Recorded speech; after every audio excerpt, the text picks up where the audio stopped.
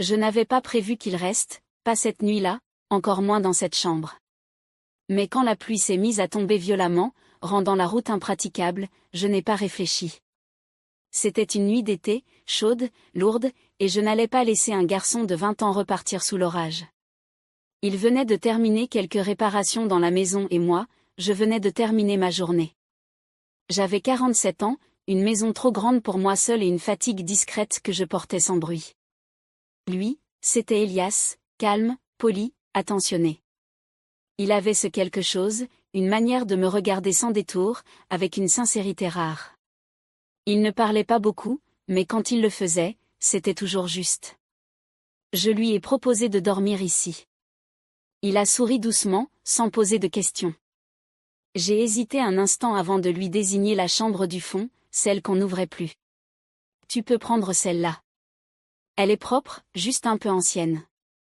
Il a hoché la tête et j'ai senti son regard s'attarder une fraction de seconde de trop sur moi. Ce genre de regard qui reste en suspension comme une main invisible. Il a disparu dans le couloir et j'ai refermé la porte du salon. Mais toute la nuit, j'ai senti sa présence dans la maison, dans ma peau, parce que cette chambre, elle avait été celle de mon mari, avant qu'il ne parte, avant que je n'apprenne à vivre seule. Et ce soir-là, un autre homme y dormait, un homme plus jeune, un homme qui n'aurait jamais dû éveiller ça en moi. Mais c'était déjà trop tard. Le lendemain matin, la maison semblait différente. Je me suis levée plus tôt que d'habitude, sans trop savoir pourquoi. J'ai descendu les marches pieds nus en sentant la fraîcheur du sol contre ma peau, comme un rappel que j'étais bien réveillée, que tout cela avait bien eu lieu. La pluie avait cessé, mais l'air restait lourd, suspendu, comme s'il attendait quelque chose. Dans la cuisine, la lumière du matin caressait les objets avec une lenteur étrange. La cafetière était chaude. Quelqu'un l'avait déjà mise en marche. Elias était là, debout, penché légèrement sur le plan de travail, les mains occupées à éplucher un fruit. Il portait un simple t-shirt blanc et un jean. Rien d'extravagant, mais il avait cette présence calme, sûre, inexplicablement troublante. Il s'est retourné en entendant mes pas « Bonjour Madame le moine ».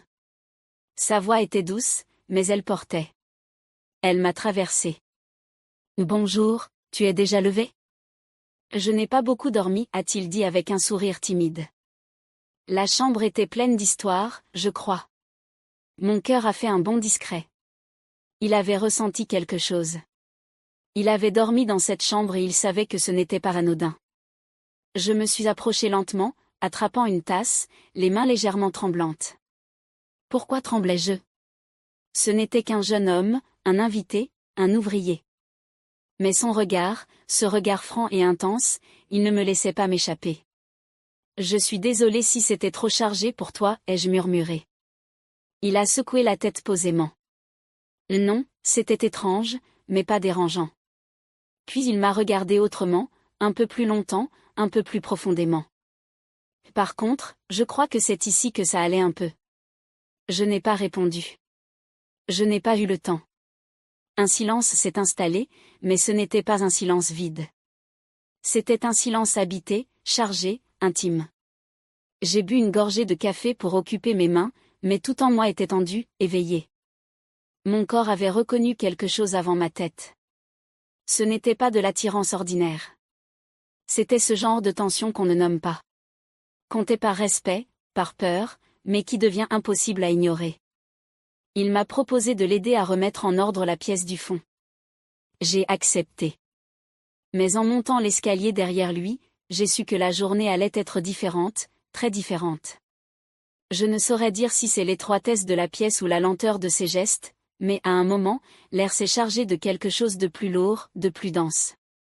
La pièce du fond, celle que je lui avais confiée pour trier quelques affaires d'art et des cartons oubliés, n'était pas grande. Les fenêtres étaient entr'ouvertes et la lumière de fin de matinée passait doucement à travers les voilages. Elias s'agenouillait pour classer des objets dans les boîtes tandis que je feuilletais un vieux carnet de croquis adossé au mur. Nous ne parlions pas, mais chaque mouvement de lui me faisait lever les yeux. Sa façon de se déplacer, sa concentration, ce calme. À un moment, il s'est relevé brusquement, tenant une sculpture que j'avais presque oubliée. « Elle vous appartient ?» demanda-t-il en la tenant délicatement entre ses mains. Je me suis approchée, distraite par ses doigts, longs, assurés. Il ne l'a pas lâché tout de suite. Quand mes mains ont rejoint les siennes, il y a eu ce frôlement. Involontaire, mais pas innocent. J'ai reculé d'un demi-pas par réflexe. Merci, ai-je dit, la voix un peu plus basse. Il m'a observé longuement, sans mots. Son regard descendait, remontait et restait. Ce n'était plus un regard d'étudiant, c'était un regard d'homme. Et moi, je ne savais plus comment me tenir droite sans sentir le poids du trouble en moi. Il a parlé doucement. Vous semblez différente aujourd'hui. J'ai hésité. Puis j'ai dit la vérité, ou du moins une partie. Je crois que je ne suis plus sûre de ce que je devrais ressentir. Il a souri, un de ces sourires qui savent, qui comprennent, qui ne forcent rien, mais qui guettent tout. Je me suis détournée, prétextant un dossier à arranger, mais mon cœur battait comme s'il courait plus vite que moi. Je ne suis pas sortie tout de suite de cette pièce. Je suis restée là, à côté de lui, à jouer avec les limites, parce qu'à ce moment-là, j'avais compris quelque chose. Ce que je ressentais, ce n'était pas passager. Ce n'était pas juste un trouble. C'était un appel silencieux, un désir qui prenait racine, et j'ignorais encore jusqu'où il allait pousser. Ce soir-là, il pleuvait doucement. Une pluie fine et continue, comme si le ciel ne voulait pas vraiment déranger. J'étais descendue dans le salon, un plaid sur les épaules, un verre de vin à la main. Elias était là, installé dans le fauteuil près de la cheminée. Il lisait, ses lunettes glissant sur le bout du nez.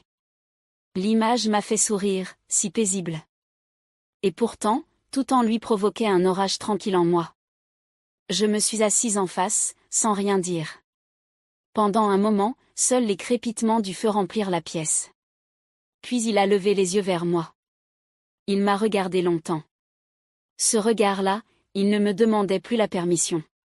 Il ne cherchait plus à détourner l'attention. Il me voyait. Il me regardait comme une femme, pas comme une adulte responsable ou une mère bienveillante, pas comme une propriétaire généreuse. Non, juste une femme. Une femme qu'il désirait. Et j'ai senti ma respiration changer. Vous ne semblez pas fatigué ce soir, a-t-il dit, d'un ton calme, presque doux. J'ai esquissé un sourire. Je crois que je n'arrive plus à me reposer quand vous êtes là. Il a posé son livre lentement et s'est levé. Il est venu s'asseoir à côté de moi sans précipitation. Tout était silencieux, mais chaque seconde battait comme un tambour. Il m'a simplement tendu la main, paume vers le haut. Un geste simple, clair. J'ai regardé cette main longtemps et j'y ai posé la mienne. C'est comme si tout s'était suspendu autour de nous, le feu, la pluie, le monde. Il n'y avait plus que nous deux. Il n'a pas bougé tout de suite. Il a juste gardé ma main dans la sienne. Et dans ce contact, tout ce qu'on avait retenu jusque-là a glissé, s'est dissipé. Puis doucement, il s'est penché vers moi. Pas un mot, pas une phrase, seulement ce souffle chaud sur ma peau. Ce regard qui ne demandait plus rien parce qu'il savait déjà. Nos lèvres se sont frôlées, puis retrouvées. Ce baiser n'était pas violent. Il était lent, précis, comme s'il avait été attendu depuis des jours. Et moi, je n'ai pas résisté. Je ne voulais plus réfléchir. Je ne voulais plus prétendre. Je voulais me sentir exister, juste une fois, juste cette nuit. Et ce soir-là, dans ce salon éclairé par le feu et la pluie, j'ai oublié que j'avais 47 ans. J'ai oublié que c'était interdit. J'ai seulement été une femme dans les bras d'un jeune homme que je n'aurais jamais dû laisser entrer si profondément dans ma vie. Mais il était déjà là, depuis longtemps. Je ne sais pas si c'était de l'amour, je ne sais pas si c'était une erreur. Mais je sais que ce qu'il s'est passé cette nuit-là et les jours qui ont suivi m'ont changé. Avec Elias, il n'y a pas eu de promesse ni d'échappatoire, juste une parenthèse. Une parenthèse qui m'a rappelé que je pouvais encore vibrer, désirer, être désiré, que je pouvais encore me laisser surprendre. Il est reparti après les vacances. Il avait sa vie à construire ailleurs. On ne s'est pas revu. Pas vraiment. Mais parfois je reçois un message bref, une photo d'un lieu, une phrase qui dit « Je n'ai rien oublié » et moi non plus, je n'ai rien oublié. Je n'ai pas besoin de revivre cette histoire pour qu'elle existe encore en moi. Elle vit dans ce coin de mémoire où l'on range ce qui nous a réveillés. Une fois, Elias ne m'a pas volé une partie de moi. Il m'en a rendu une que j'avais oubliée.